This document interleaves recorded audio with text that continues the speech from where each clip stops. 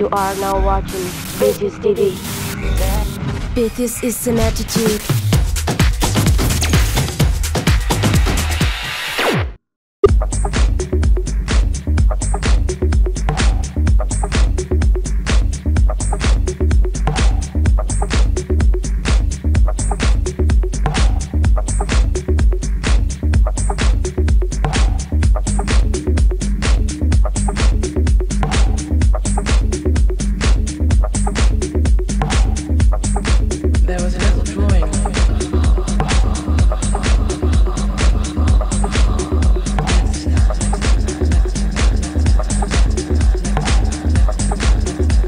Hi, I'm Pete Tong and I love Vicious. Estamos con Pete Tong en una entrevista, pues yo creo que va a ser una entrevista muy constructiva. So, first of all, thank you very much to have the opportunity to get the interview. It's a pleasure. What did you know you want to dedicate your life to music? I mean, I think I grew up at a time when DJing wasn't considered to be a career. The only way you could be a career DJ was to be on the radio. So I think I was meant to do something else. I think I was meant to be an architect or something. But I fell in love with music at a very early age, and I've just been lucky to kind of move, to manage to keep, making a living and being involved in music. Not just with DJing, but also doing A&R for a record company for nearly 20 years. So and obviously working in radio. So I've managed to anything I've done that's actually kept a roof over my head has been something, it's been linked with music. So it's just, I don't know about making a calculated decision, but it's just, that's the way my life's been. In the beginning, you start to play another kind of music genres. And how was your first contact with electronic music? Well, it was really it was the dance music of the day. When I first started DJing, I was 15, 16 years old. And I was doing anything like school parties, weddings, bar mitzvahs, and so I was playing pop music really. But I worked out quite quickly that I liked dance music of the day. So I got attracted to kind of funk and soul music and old disco and jazz funk, and then when electro came along, I was into that. And hip hop, and then obviously in around '86, the early house records. So it was the dance music of the late '70s, early '80s, which was funk and soul and the early days of hip hop. You have said that you was in the correct place in the correct moment, but what place was there, and what did happen in that moment? It was having already gained quite a lot of experience, and I'd already worked for a magazine. In my first job, my first proper job was really working for a music magazine as a writer and selling advertising. And then I was club DJing. I was on the pirate radio, the illegal radio stations in London, and then I got onto legal radio.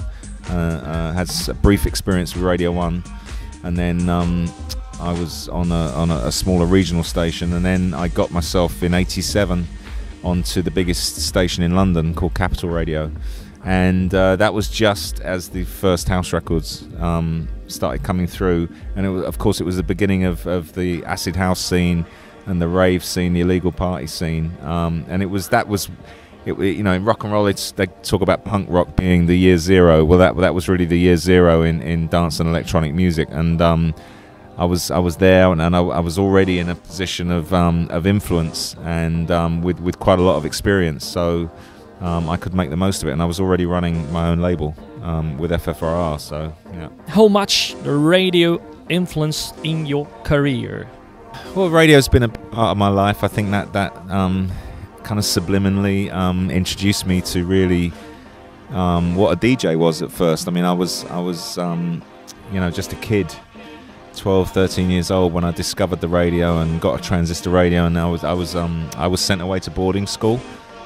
So I stayed away from my house and my parents, and I had a radio, and I used to listen to some of the stations back then, and just getting to know what a DJ was and what a DJ did in terms of the way they spoke on the radio. And then I kind of made my favorites quite quickly, and those were the ones that tended to be a little bit more out there and crazy and playing more dangerous music and the larger personalities. So radio's always been part of my life, and I love the in English we say the medium of radio, the whole what it means. It's still such a simple thing, but it still means so much to so many people. So and then when I first went to New York in the early 80s, I used to go and sit in my hotel room and with a tape recorder and record the American radio stations, because hearing American radio for the first time and the way they did the station IDs and the way the DJ spoke, it was like a revelation to me. And it was also the first time I ever really came across mix shows. So radio has been a massive influence. Why have you decided to write a book about your experience and your career? I don't know. I think it was all to do with being 20 years on Radio 1 and just reaching this stage of my career and this stage of my life. I suppose it was a case of maybe we should write a few things down before I forget it all. And I mean, it hasn't happened yet. It's something we started doing, and we've written a few treatments and we've written a few chapters. We've still got to find a publisher, and but I'd like to. I love reading, and I like books, and I think it would be good to do. It's just coming up with a fresh angle. You go to an airport, and you see every TV celebrity that's been on every reality TV show or X Factor. Everyone's written a book about their life, and I don't just want to be another. Not just another who wants to read Pete Tong's life story. I would like to tell more the history of electronic music really through my life. That interests me more. What has helped you in your career? Do you have someone special who has supported you a lot in your career, and who? Well, various people at various stages in my career have come along and really been there for me, I suppose. I mean, in the early days,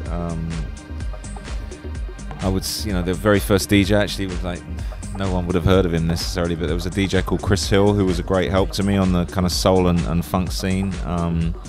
In radio, I'll always say that the guys that came along to run Radio 1 at the beginning of the 90s, Andy Parfit and Matthew Bannister, have been a massive help to me and a massive support to me. And here I am. I'm still on the station with one of those guys. He's Andy Parfit's still running it, and we've been together for 20 years. So I don't think I could have done that without a tremendous amount of support from Radio 1. In the last 5 or 6 years, I would say my wife as well, Carolina. It's a tough gig being married to a DJ, but she's really pushed me and been really supportive. So the family is very important support for many artists, but sometimes the family doesn't understand the artist's life. What is your situation around? What did your parents think about you played so young? My parents, it was funny. I think they wanted me to do something else, but then I think they kept thinking. I mean, starting when I did, late 70s, it just was. No one became a club DJ and made a career of it. So I think they always thought I was going to do something else. And obviously I did do something else, because I joined a record company in 1983, and I was there for almost 20 years. And that was my really. Anybody that was really close to me, like my family, they would think of me really as that was my proper job. And it would just happen that the hobby, the DJing and the radio is obviously what made me well known in the UK and around the world. But it wasn't really till 2000 that I actually did that full time.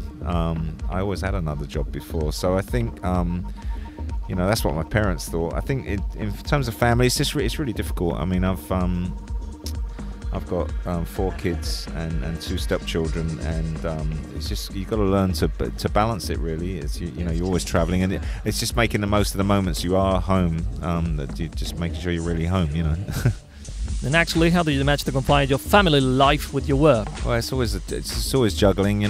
My wife's been really supportive and travelled with me around the world an awful lot, and so have my kids actually. But sometimes that's not always the best thing. Sometimes mixing the two together doesn't satisfy anyone. So, as I say, it's just got to be really, really organised, and you can't do all the gigs, and I think again I love working, I love playing. I don't necessarily love travelling all the time, but I just make sure I'm home as much as possible. I mean, it's not such a bad job. It's you get to see the world and travel and stuff like that, and it's not a job. I don't ever go off on like 2-month tours, or like some DJs you'll see will get on a bus and go around America. I've never been able to do that because I've got the family, and I've and I've also got the radio shows, so I can't disappear like that. So for me, it's always, you know, 2-3 shows, or, you know, the most I'll ever be on tour is like two weeks in America or in South America. Does your wife Carolina go with you to your sets? Yeah, she used to. I mean, she has done, and she does. I mean, she does less so now than she did at the beginning, but I can't blame her.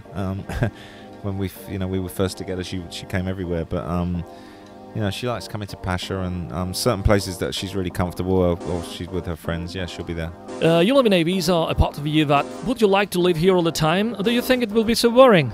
No, I've never been able to stay here long enough. Actually, I mean, it's crazy. I've never spent a winter here. I'd love to do that. I mean, I don't know, the summer's so long here, and then when it finishes, everyone, you know, wants you in other places around the world, and you know, there is a moment after you've been here all summer that it's nice to go back to London and change the scene. But having said that, I've got to, you know, I really would love to spend, you know, 2-3 weeks a month here in the winter when there isn't a club agenda, and just get to kind of relax and just appreciate a different side of the island. I mean, I've come here a lot over the years in the winter, but it's always like for 1 day, 2 days for meetings, you know, 3 days maybe, or half term for the kids. The kids always like it in Halloween. That's a great time at the end of October when it's still warm, still bright, and that's a really lovely time to be here. What's the most important place in your life, and why? I think it's just home. Being home with family and friends. Just having a good home base. You know, whether it's here or in London. That's the most important thing. I mean, you know, I'm lucky. I get to play in some amazing places, particularly here in Ibiza at Pasha. Coming back here this year, but no, home will be the most important place. Anyway, you can get some sanity. Like, is there a place in the world that you still don't know and you would like to go? Why would you like to go? There are many places I haven't been still. I mean, I've never done India. I've landed there on a plane, but I never got off. But I feel a bit, you know, there's been some tours arranged where I was meant to go, and then it didn't happen. But there's a part of me that thinks it would be, it's almost wrong to go there and DJ. I should really go there and experience it, you know, as a normal person. That would be great. I've always wanted to go to like the southern tip of South America. I'd love to go there, and you know, probably like Vietnam. I've never done Vietnam. Explore Japan more. I've been to Tokyo, and I love Tokyo, but I've never done the rest of the country. So, going back to British professional career, why does people consider you an expensive DJ? I don't know. I don't know. People pay what they're prepared to pay, I suppose. I'm certainly not the most expensive DJ by some long stretch. So, you know, I make a living. I've always said, you know, DJ. Everyone wants to kind of generate a press story about DJs being overpaid, but nobody's overpaid for too long, to be honest. You know, people pay what. You know, it's very simple business. The live business. It's like you pay the DJ, and if the people come and it makes sense, then the DJ's worth the money. If they don't come, nobody's going to keep paying the DJ loads of money. So, what kind of conditions must have a club to make you accept to play on it? Well, I mean, a scene really. I suppose I love playing places. I love playing clubs that are regular clubs, you know, that really have a crowd and a weekly vibe going on. That's always it's an honour to play, and it's a challenge to play to kind of to win over that crowd. I mean, they're the best places to go. I mean, obviously running your own club or running your own night in Ibiza is very, very special. When you get to have much more control, and you can be consistent on a weekly basis. In Pasha, we're here for 19 weeks, so you can really kind of shape the music and shape the environment. So I love that as well. But obviously, you know, great management team, a great space, and that could be a tiny space, it could be a huge space, but you know, a great space, and great sound and production, and just a place that really looks after the people that pay to come, you know. Yeah, it's not that complicated, but it's still quite hard to find. This season, you're back to Pacha with your It's All Gone Pete Tong party. What is a different party? What thing does it make? Well, it's different. It's new for a start. I mean, I was here for 5 years before, and then decided to take a break and do something else. And we had good fun doing that with Wonderland. But it was the opportunity came to come back to Pasha, and I was very excited about doing it. It's a great year to be doing it. It feels like it's probably one of the most exciting starts to the season I can remember. I think there was a gap for me in their lineup to do something different between, say, what Luciano does on a Sunday and what Eric and David Guetta and the Swedes do during the week. And Friday's always been an amazing, magical night on the island, and I always had, when I was here before, the kind of reputation of it really being the social occasion on the island when the islanders really come out, and you know, it's not just the tourist kind of thing, and it's that mix. It's like, you know, a little bit more sophisticated, kind of a little bit more dangerous with the music, and a great, really, really strong kind of friendly vibe, very, very international. And you know, there's so many other great things about Pasha. It doesn't have to get that much more complicated than that. You know, so will be there many surprises this season? Can you tell us about? Yeah, there's going to be a lot of surprises. I think sitting here right now, I can't tell you, but July is full of surprises. Do follow us on Twitter and Facebook, and watch very closely, because we've got some real big surprises for this summer. Some Lady Gaga moments. It's not Lady Gaga, but someone else, or maybe a few people. But it's all coming together behind the scenes. We had confirmation today, actually, of someone very special at the beginning of July, but they'd shoot me if I told you. So could we enjoy again in a Wonderland party, and when and where? Wonderland was to me, it was the idea was it was an installation. And it came about because we were able to work at Eden and change the interior of Eden and put something on to attract the rest of the island. No one had ever been there before outside of San Ann. So that was a particular concept. I mean, if I come across a place, you know, in another city where we can do that kind of thing, then maybe there will be another Wonderland. But right now I'm concentrating on All Gone at Pasha. There was no need to kind of reinvent Pasha. Pasha's Pasha. And I've always wanted to have a night at Pasha with the word Pasha in it as well, which is what I did before with Pure Pasha, and we're going to keep doing it with Pasha All Gone Pete Tong. So, but you know, Wonderland, maybe another place, another city, another country, another day, for sure. Actually, which artist or artist would you like to work out of electronic music?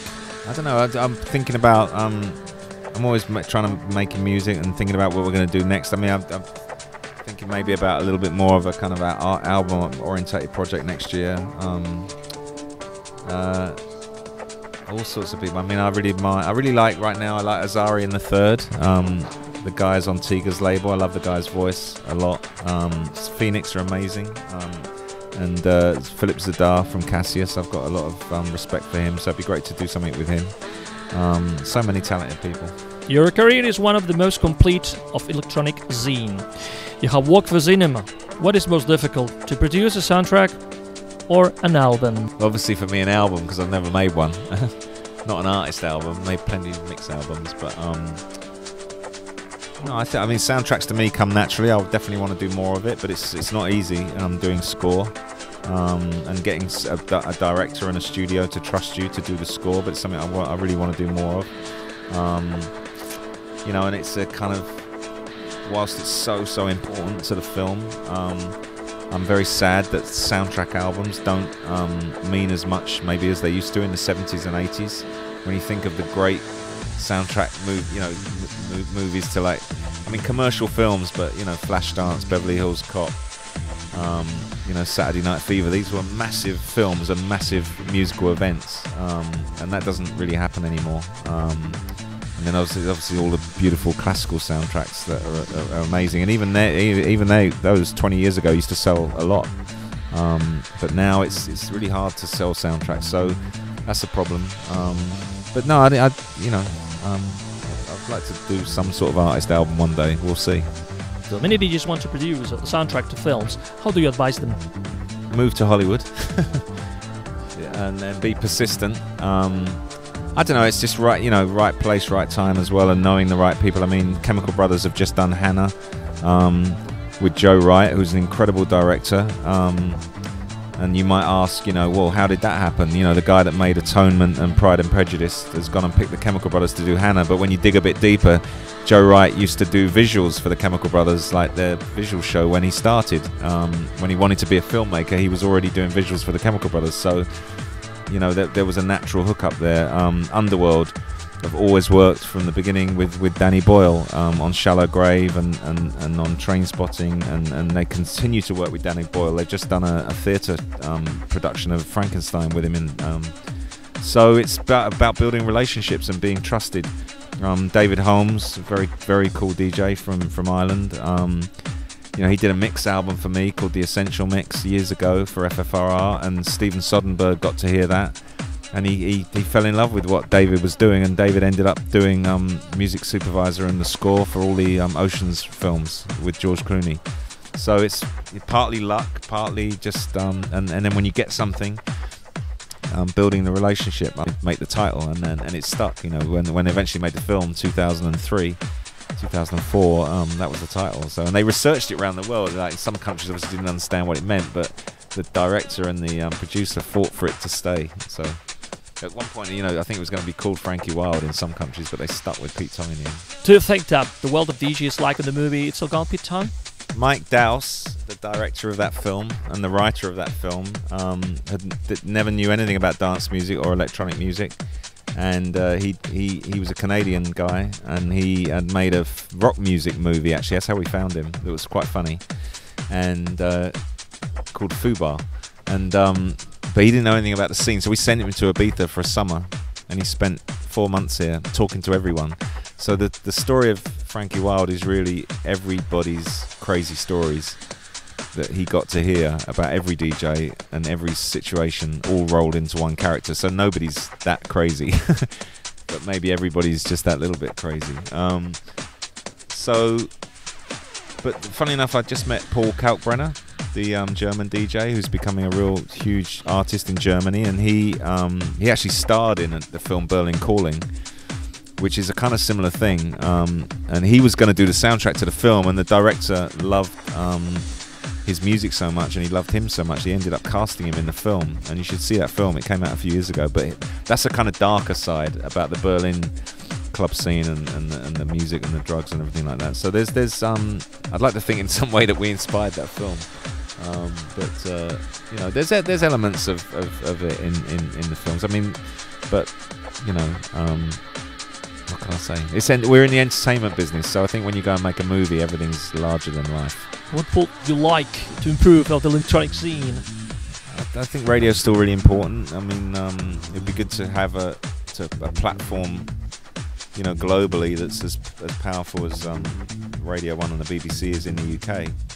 That would be a real ambition of mine, to be able to deliver the radio show worldwide in some kind of effective modern way through an app or something like that. And I don't know, I just think, you know, just continuing, you know, great, you know, to develop and nurture the musicians, and you know, because without the music, none of it works really, and without the people that, you know, take the risk and start the clubs. So as long as that happens, then we're in a good place. You do consider the possibility to make a film about your experience based in your book? Maybe, if I ever write it, yeah. I don't know. There's an awful lot of, I think because dance music's going through a massive boom in the last few years, there's an awful lot of people with an awful lot of cameras making films already, and the Swedes just did one as well. So I don't know if they need another one, but if the book comes out, great. I mean, maybe there'll be some angle to it, I don't know. How do you see the Spanish electronic scene?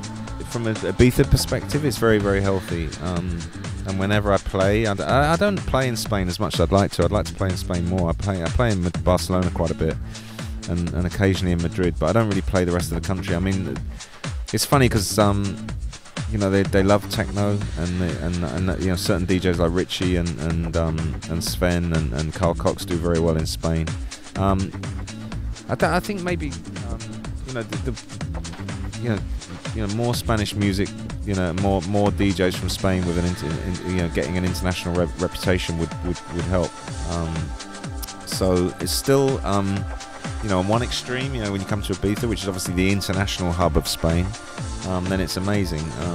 But I'd like to get to know the rest of the country more. I mean, I know there's some amazing festivals that happen in the summer that I've never played at. Sonar I played last year, which was mind-blowing how good that was. And there's nowhere in the world quite like Sonar. So in terms of the #1 kind of cutting-edge electronic music and arts festival, then I would say Sonar is the best. In general, where do you think the electronic music evolves? An amazing space. I mean, America's going through a massive boom period, and it's all good. I think Ibiza's going to have the best summer it's had for 10 years, and South America's going crazy about dance and electronic music, so it's all good. What kind of things would you like the people know about you? That I'm a nice guy, and come on Friday and experience All Gone Pete Tong at Pasha, one of the most amazing, if not the most amazing club in the world. So, and I like cycling, road cycling, and if I wasn't a DJ, I'd probably be a chef.